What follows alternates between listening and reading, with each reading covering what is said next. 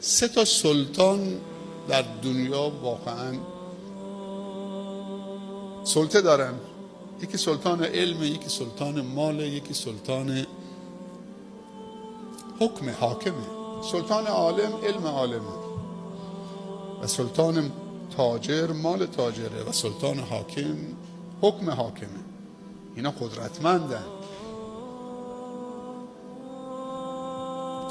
پس اینا باید تقوای خاص داشته باشن. حالا حاکم در کنار نماز و روزش و تلاوتش و کارهای روزمرش، اون تقوای خاص حاکم چیه؟ عدالت بین رعیت.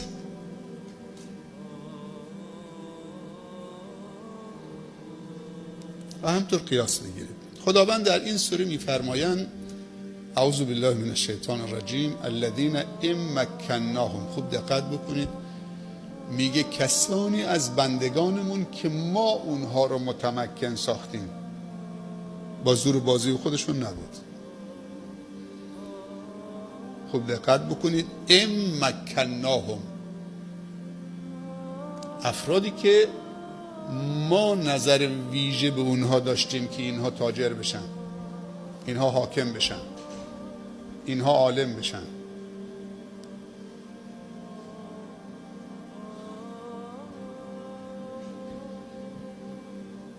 چه کار میکنن؟ باید 4 تا کار انجام بدن. اقاموا الصلاة و آتوا الزکاة و امروا بالمعروف و نهوا عن المنکر. خیلی جالبه. یه کسانی که ما اونها رو در دنیا قوی ساختیم و متمکن ساختیم، 4 تا کار باید انجام بدن. تمکن نباید سبب تکبر و غرور و خودخواهی بشه و جاه طلبی بشه. تمکن خدا داده. این تمکن چقدر زیبنده هست برای بندی از بندگان خدا که جزو اصحاب تمکن باشه، ولی اونقدر خاکی و متواضع باشه و نوازشگر باشه برای جامعه و برای بندگان نیازمند خداوند.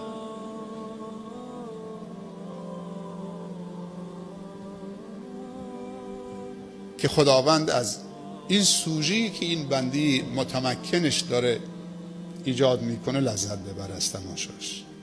و بندگان خدا هم همینطور. اگر یه فقیری متواضع باشه خیلی طبیعیه، ولی اگه تاجری متواضع باشه چقدر زیباست، چقدر جذابه.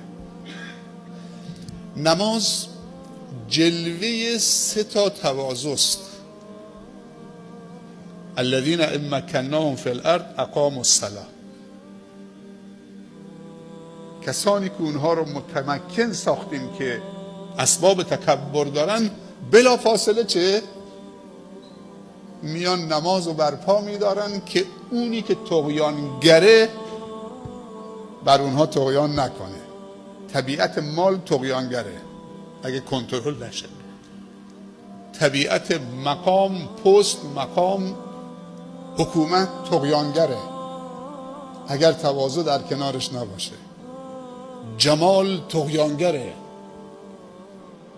جمال و مقام و مال و حتی علم، شهرت، اینا طغیانگره.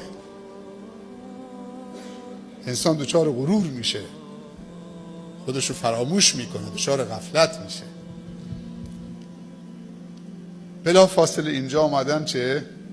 این اسباب تمکن، تکبر احتمالی و طغیان احتمالی رو کنترل کردن با سجده برای خدا. در نماز 3 تا چه؟ تواضع وجود داره. یکی قیام با ادب ایستادن، با ادب ایستادن رو به قبله هست و دست بستن. سبحان الله، الله اکبر. تمام شد. وقتی دستاتو بلند کردید با ادب تا اینجا بردید، میگه الله اکبر، رو سینه میذارید، نگاه به سجدت میکنید بدون حرکت. این یک تواضعه. مرحله دوم تواضع که کاملتر میشه وقتی که میگه الله اکبر، دیگه خم میشید، میرید به رکوع. تو تواضع اولی وقتی میگه الله اکبر، بعد از دعای استفتاح وجهتو که میخونید بس سوره هم میخونید، الحمدلله رب العالمین. قبلا به شما تفاوت شکر و حمد گفتم. شکر در مقابل نعمت هست، اما حمد و ستایش و ثنا در مقابل عظمت و بزرگی است. خداوند در سوره حمد نگفته الشکر لله رب العالمین، بلکه گفته الحمدلله رب العالمین. پس حمد در مقابل چیه؟ عظمت و بزرگی. تو در مقابل یک بزرگی که از اون بزرگتر در کل هستی نیست ایستادید.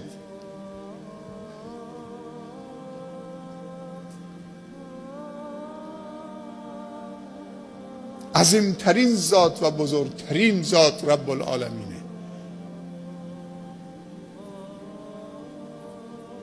اینجاست که تو بر بزرگی خدا داری به ادب می ایستید. رو به قبله، بعد میگی الحمدلله رب العالمین. بیا با حوری جنت منه برگردنم منت، نهایی مقصدم چون رویت ستار میگردد. چون عبادت سه تا عبادته. یک عبادت عبید، بردگان. عبادت بردگان از روی ترسه. دو عبادت تجار، معامله است. این به من بده، من نماز میخونم تو به من بهش بده، من نماز میخونم تو به من فلان بده، من نماز یعنی با خدا شرط داره میکنه. این عبادت تجار، اهل معامله. سوم عبادت الاحرار، عبادت آزادگان، آزاد مردان، بندگان آزاد که پی به عظمت و بزرگی الله بردن، بدون هیچ چشم داشتی دارن در مقابل عظمت و بزرگی که اون ذات بهش متصف هست دارن تواضع میکنن. بیا با حوری جنت منه برگردنم منت، نهایی مقصدم چون رویت ستار میگردد. چقدر زیباست که ما وقتی میگیم الله اکبر، بعد میگیم الحمدلله رب العالمین، این معانی بیاد تو ذهن ما. مالک یوم الدین. شاید در دنیا کسی دیوانگی بکنه بگه من فرمان روای بلا منازعم روی زمین، ولی اینجا خداوند میگه مالک یوم الدین. اونجا دیگه کسی جرئت نداره بگه من فرمان روای روز قیامتم. اینجاست که خداوند در دشت محشر دوباره صدا میزنه وقتی که فرمان روایان روی زمینی که دچار غرور و خودباختگی و خودشفتگی شده بودن ادعای خداوندی کردن، بندگان خدا را بردگان خودشون حساب کردن و اونها رو به ذلت و خواری نشوندن و فخر میفروختن. اینجا در دشت محشر دیگه اینا حتی صدای در گوشی هم از اینا نمیشنوی. اینجاست که خداوند رب العزت و الجلال فریاد میزنه لمن الملک الیوم، امروز فرمان روایی از آن کیست؟ جواب نمیدن. جواب نمیدن. این عربده هایی که میکشن امروز در روی زمین جواب نیست. رنجور ایستادن، غبار شرم و حیا بر صورتشون و چهرهشونه. دوباره خداوند فریاد میزنه، صدا میزنه لمن الملک الیوم، امروز فرمان روایی از آن کیست؟ جواب نمیدن. لمن الملک الیوم، جواب نمیدن. اینجاست که خداوند بزرگ عظیم در اوج کبریا و عظمت و بزرگیش خودش جواب خودش میده. میگه لله الواحد القهار، امروز فرمان روایی مطلق از آن واحد قهاره که هر بزرگنمایی در دنیا مقهورش میکنه. اینجا سبحان الله، تواضع زیبنده عبده، کبریا و عظمت و بزرگی و جلال ردا و ازار رب العالمینه، لباس رب العالمینه. رب العالمین میگه هر کسی در لباس من که کبریاست با من منازعه بکنه اونو نصفش میکنم. نگاه نکنید 4 روزی داره میبینید بعد از حکام در دنیا چطوری ادعای خداوندی میکنه. داستان نمرود رو شنیدید، داستان فرعون رو شنیدید که دیگه فرعون به بنی اسرائیل گفت انا ربکم الاعلی، من خدای برتر شما هستم، ما علمت لکم من اله غیری. اول یه ذره اعترافی به اون خدای موسی کرد ولی گفت من برترم از خدای موسی، سبحان الله. ولی تو دوم شیطان وسوسش کرد که اصلا بگه چه نفی بکنه، گفت ما علمت لکم من اله غیری، اصلا من غیر از خودم برای شما الهی خدایی نمیشناسم. سبحان الله. خداوند همون جوی آبی که از زیر قصرش میرفت و پوز میداد میگو و هذه الانهار تجری من تحتی، رودخانه ای که خداوند ایجاد کرده روان کرده میگه مال من، زیر پای قصر من داره رد میشه. خداوند رودخانه را که زیر پاش میرفت عروس سرش برد. سبحان الله. وقتی که رودخانه از روی سرش رد شد فریاد زد که الان من ایمان میارم به همون خدایی که موسی و بنی اسرائیل ایمان داشتن. گفت الان دیگه خیلی دیر شده، ما فقط جسد تو چه بدن تو امروز نجات میدیم که درس و عبرتی باشه برای هر خدانمایی که و فرمانروایی که ادعای خداوندی میکنه و ظلم میکنه. ولی عجیبه که با این همه پیشرفت علم و تکنولوژی انسانهای منکر خدا میشن. 1400 خورده سال پیش یک بدوی از صحرا رد میشد با شترش تو بیابان میرفت تو جزیره العرب، یک دفعه مدفوع شتر دید. تا مدفوع شتر دید گفت البعیرة تدل علی البعیر، رد میشد تو این بیابان تا مدفوع شتر دید این جمله رو گفت این بعیره مدفوع شتر، البعیرة تدل علی البعیر، دلالت بر یه شتری میده که از اینجا رد شده، این مدفوعشه، این آثارشه. سبحان الله. جای پا دید گفت این جای پا جای قدم ها، دلالت بر اینه که یک نفر از اینجا رد شده. همجور رفت یکی بعد 3 تا جمله بعدش گفت الارض ذات فجاج، زمین با این همه شعبه هاش، شاخه هاش، راه هایی که در درون زمین هست، والارض ذات فجاج والبحار ذات امواج، بحار اقیانوس ها با امواجشون، و السماء ذات ابراج، و آسمان ها با ابراجشون، برج هاشون، ابراج آسمانی. افلا يدل علی الواحد القهار، آیا دلالت بر واحد قهار نمیده؟ این پیچیدگی در زمین و در دریا و در آسمان، در صورتی که بدوی صحرانشین مدفوع شتر میبینه میگه چه؟ این دلالت بر شتر میده. سبحان الله.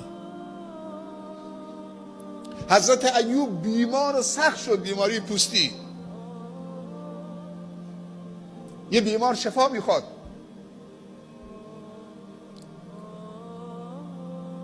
گفت بارالها انی مسنی الضر و انت ارحم الراحمین. درسته؟ گفت بارالها، دردشو گفت ولی نگفت دوا بهم بده. سبحان الله. دستشو بلند کرد، بیماری پوستی، اگزیما و گال نمیدونم فلان و هرچی که مثل سر سوزن گداخته شده این شیمی درمانی تو بدنش بوده. دستش بلند کرد گفت بارالها من آسیب دیدم ولی تو ارحم الراحمینی، تو به بندگان ظلم نمی کنی، تو ارحم الراحمینی. اگر معنیش اینه اگر رحم تو همینه که من مریض باشم و من شکی تو رحمتو ندارم که ارحم الراحمینی، من صبورم، شفا نمیخوام، اگر رحم تو اینه نسبت به من. حضرت یونس تو شکم نهنگ بود، زندانی شد. وقتی در شکم نهنگ قرار گرفت یک دفعه به خود آمد. خداوند مأموریتش داد بره پیش قومش، اونها رو ارشاد بکنه، هدایت بکنه. کم حوصلگی در آورد، قومش رو رها کرد. قرعه انداختن به ساحل، سوار کشتی شد، کشتی خراب شد. گفتن یک خطاکار تو کشتی، پرتش کردن چه؟ هر چند بار قرعه مینداختن به اسم یونس در می آمد. انداختنش چه؟ تو دریا. خداوند نهنگ و فرستاد، گفت ببلعش. سبحان الله، چند تن آب میبلعه نهنگ؟ یونس هم یک رفت بالا. به مجردی که تو شکم نهنگ قرار گرفت یادش آمد که اشتباه کرده، با یه معذرت خواهی بدهکاره. خودمون چند تا معذرت خواهی بدهکاریم به رب العالمین.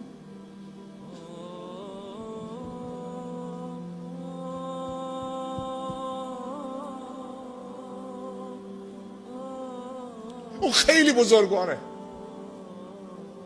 اگه کسی گفت بارالله من معذرت میخوام دیگه، به جایی که گوشمالش بکنه نوازشش میکنه و هدیه هم بهش میده. اولای که یبدل الله سیئات حسنات. نه تنها گناه تو میامرده بلکه گناه های 50 سالت هم تبدیل به حسنه میکنه، به پاداش میکنه برات. از این دیگه کریمتر، بزرگوارتر، سخاوتمندتر چرا نمیریم طرفش؟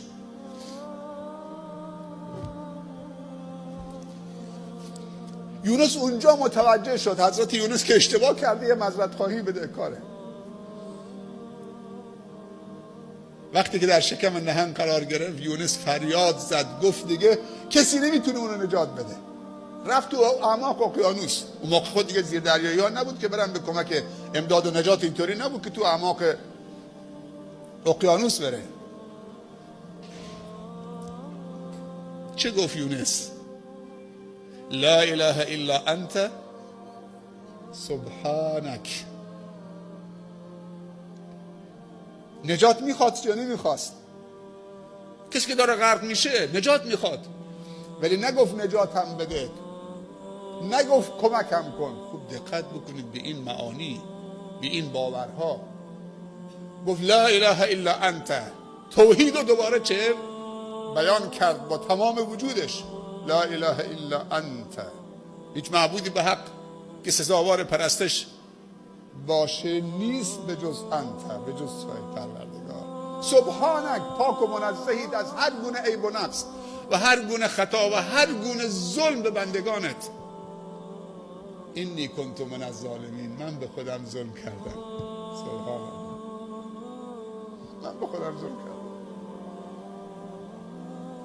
اصلا تو این آیه تقاضایی هست برای که خدای کمکم کن من از شکم نهنگ در بیام؟ نیست. لا اله الا انت سبحانک